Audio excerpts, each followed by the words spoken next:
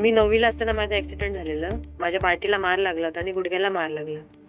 तो पूर्णपणे त्यात निघून गेला. मी एवढे डॉक्टर केले, औषधं चालू होती, बाकी मसाज चालू होते, पण त्याचा काहीच असर होत नव्हता. पण ज्यावेळेला सरांनी जी दीक्षा दिली, त्यातून जो मला आराम भेटला आणि शरीरातली सगळी निगेटिव्हिटी माझी निघून गेली.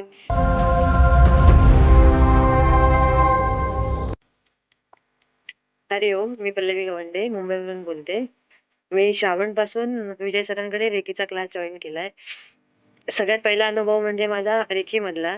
जेव्हा सरांनी दीक्षा दिली, त्यावेळेला माझ्या शरीरातले जे काही पेन्स होते ते निघाले. मेन तर मी 9वी ला असताना माझा ॲक्सिडेंट झालेला. माझ्या पाठीला मार लागला होता आणि गुडघ्याला मार लागला. तो पूर्णपणे त्यात निघून गेला. मी एवढे डॉक्टर केले, औषधं चालू होती, बाकी मसाज चालू होते, पण त्याचा काहीच असर होत नव्हता. पण ज्यावेळेला सरांनी जी दीक्षा दिली, त्यातून जो मला आराम भेटला आणि शरीरातली सगळी निगेटिव्हिटी माझी निघून गेली.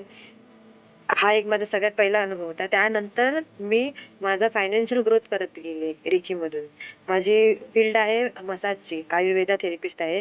तर येणारा प्रत्येक क्लायंट हा आजारीच असतो मोस्टली. तर त्यावेळेला त्या प्रत्येक क्लायंटवरती मी रेकीचे जे सिम्बॉल्स आहेत सरांनी दिलेले ते यूज करते आणि त्यातून त्यांना बऱ्यापैकी आराम मिळतो आणि त्यांचा रिझल्ट असतो 1 तासानंतरचा, की खूप आराम भेटला म्हणून, की एवढ्या वेळेला करून घेतलं पण त्याचा काही असर नाही झाला. पण तुझ्याकडनं करून घेतलं पण तुझ्याक तुझ्यामुळे आम्हाला एवढा आराम भेटलाय किंवा पायांची सूज गेली आहे, पाठीचं दुखणं थांबलंय, मानेमध्ये जो त्रास होता तो कमी झाला. काही आणि आयुष्य खूप खूप खूप चांगलं होतं. निगेटिव्हिटी तर पूर्णपणे जातेच लाईफमधली.